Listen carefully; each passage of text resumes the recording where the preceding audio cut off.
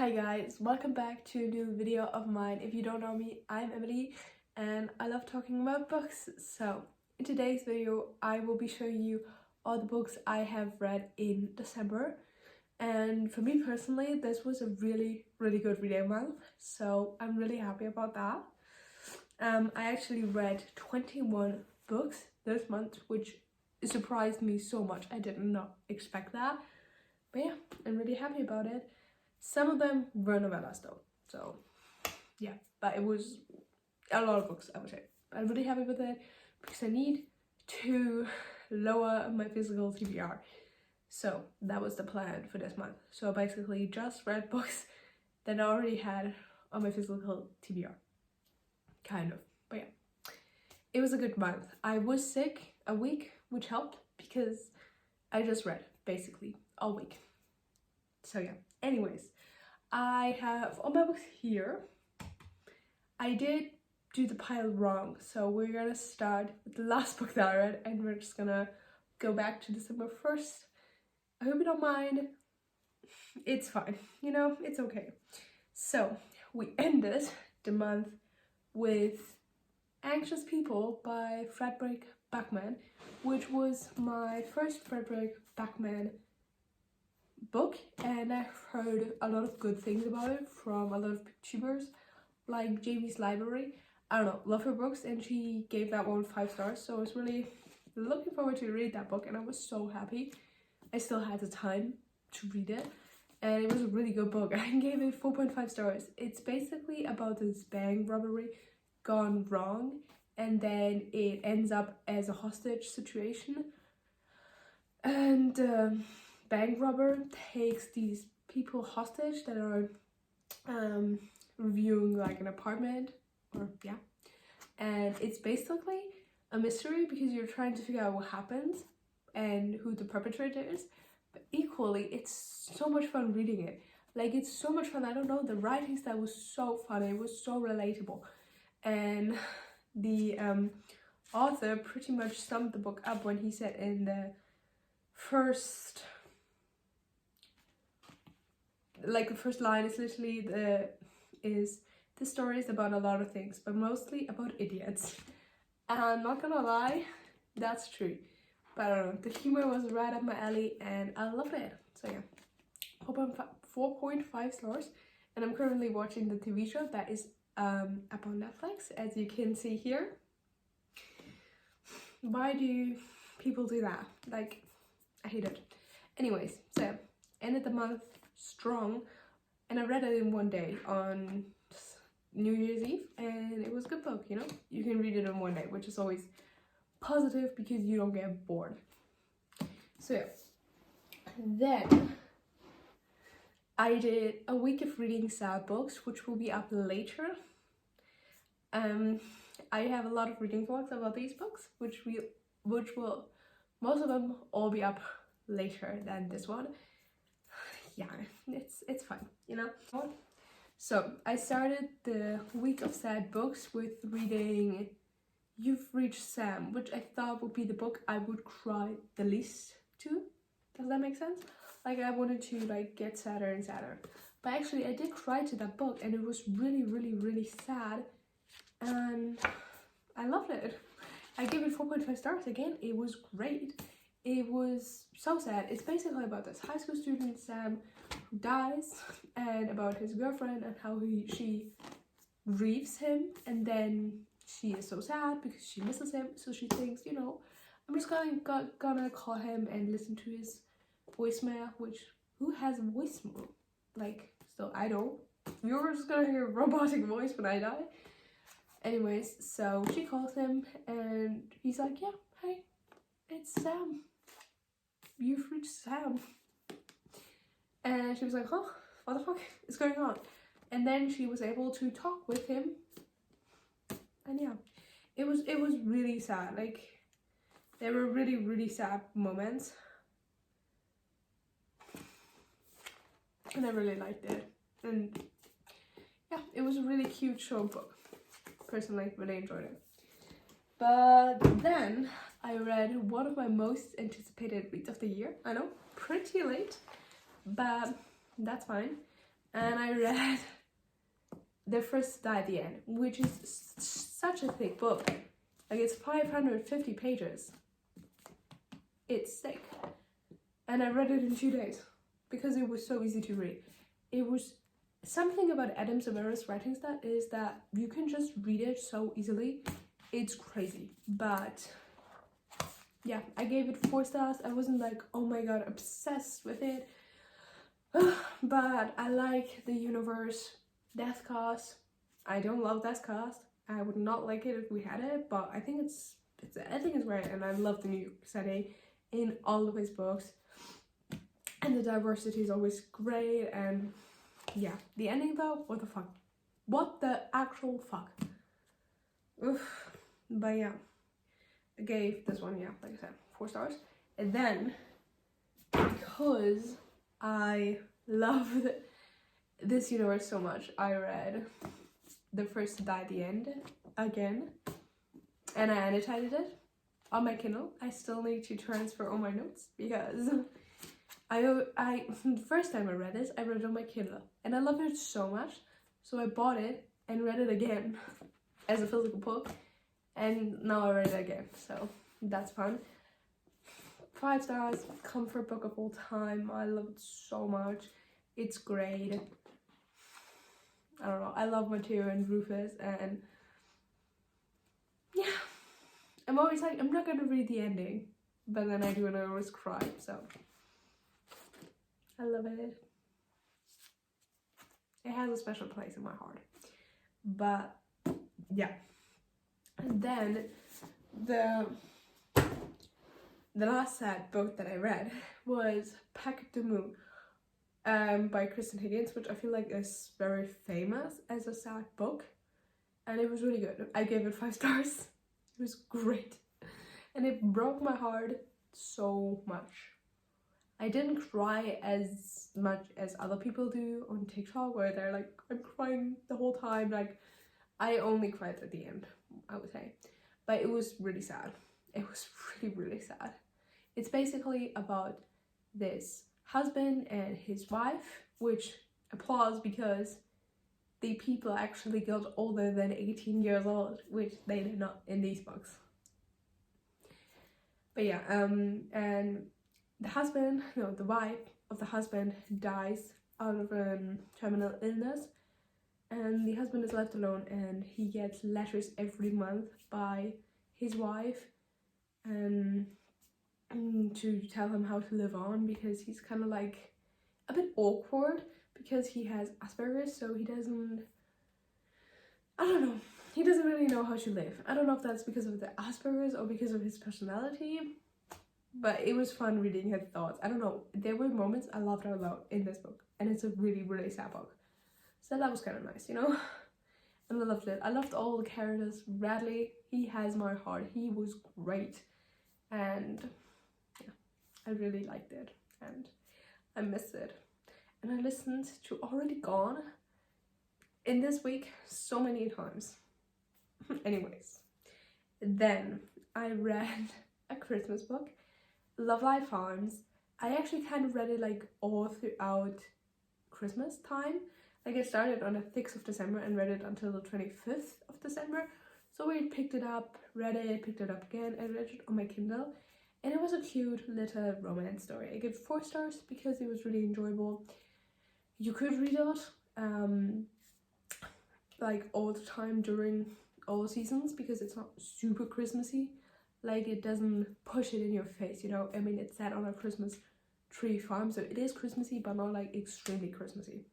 You know, and I love the Friends Lovers. It's my favorite trope, so I really enjoyed it. And then I read another Christmassy book, and that was You're Meanwhile, Matthew Prince, and I don't really know, to be honest. I didn't love it. It was a bit boring and very plain, I would say, and I didn't love the characters. And one of them always called the other one dude, and it made me go insane. Like, throughout the whole book, all the time, it just said dude. I don't know why, but big ick, like big ick. Oof. So yeah, didn't love it, gave it 3 stars. Kind of boring, but you know, Christmas vibes. It's fine, you know, it's okay. Yeah. Then I read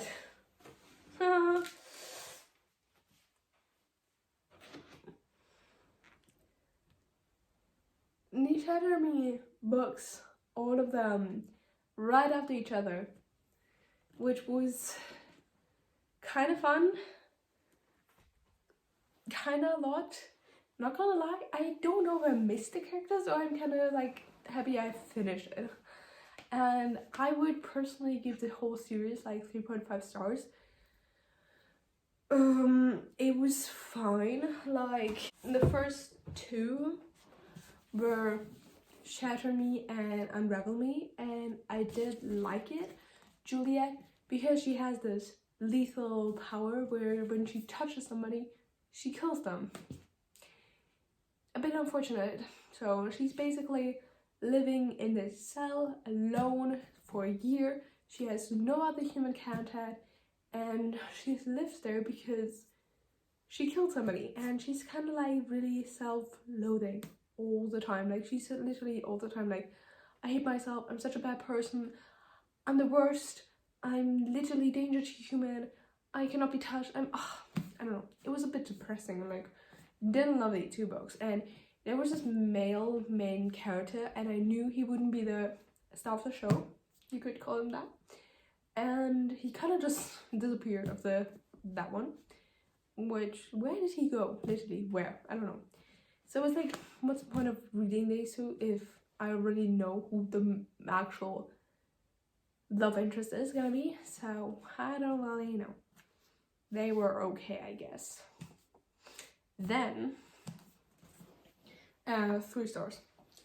Then I read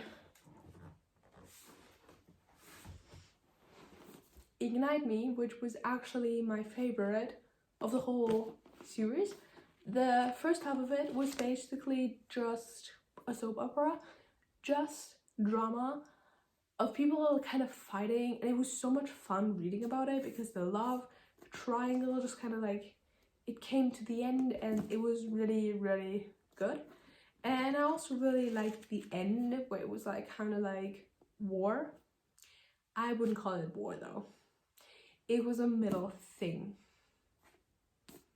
I don't really know. 4 stars, best one. Then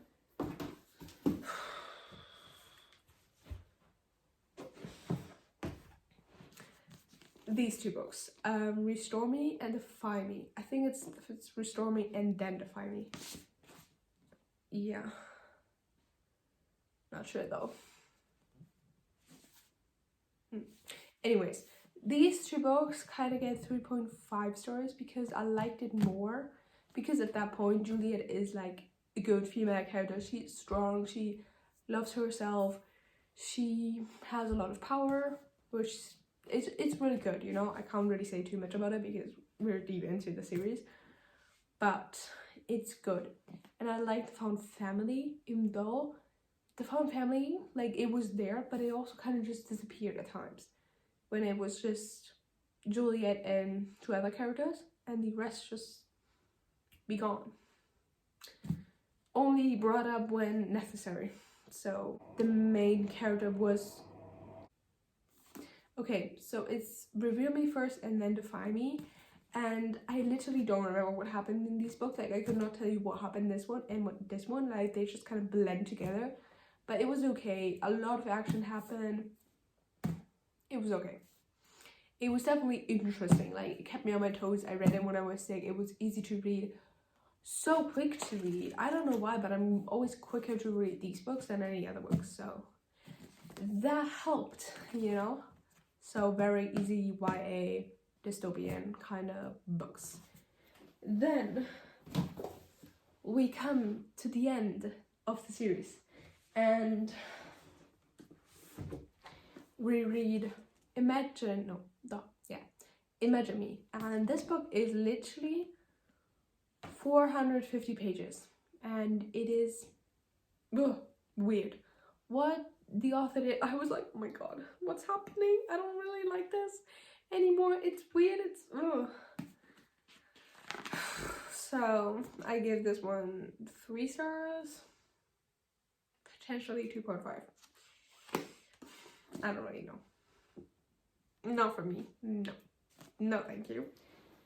And then we have the novellas, which is these 3 ones, which is Destroy Me, which is Aaron's POV, which is the best one, I would say. Then we have Fracture Me, which is Adam's POV.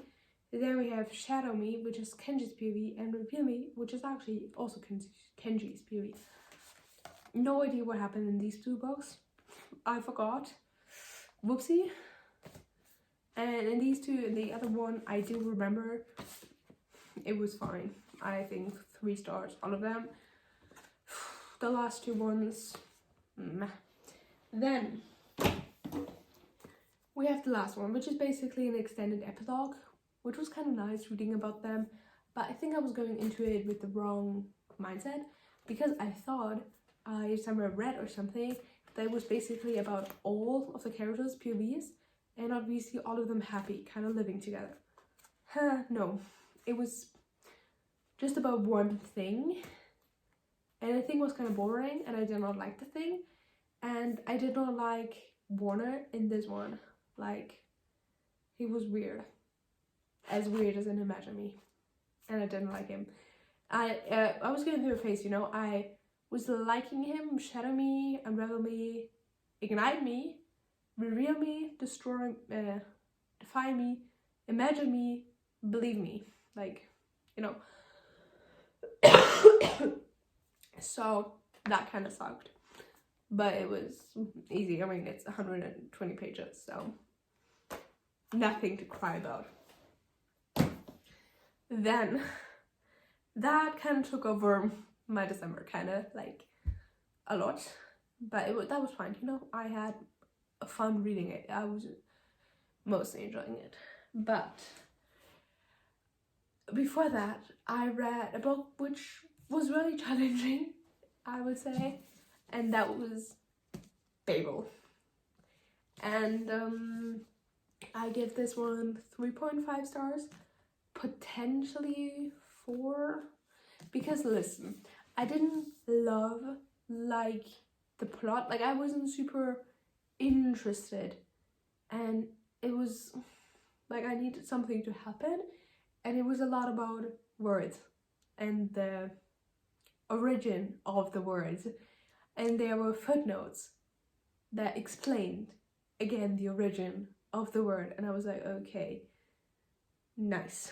So I didn't love that part, but I did love how the author kind of like explained colonism and racism in a dark academia fantasy novel. Like, it was so interesting to read about that part. It was great, like how she explained it, because basically it's about these 4 students who live, or basically it's more like about the one student who lives at Oxford in the university, and he is a language student, or like a translator, and he's translating texts, and the translation kind of gives power to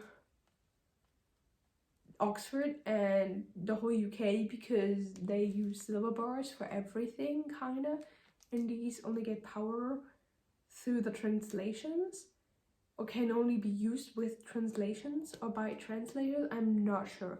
I was really confused while reading it, and so didn't love that. But like I said, I love the colonism, because and kind of raised as his own, and to be used to power the silver bars.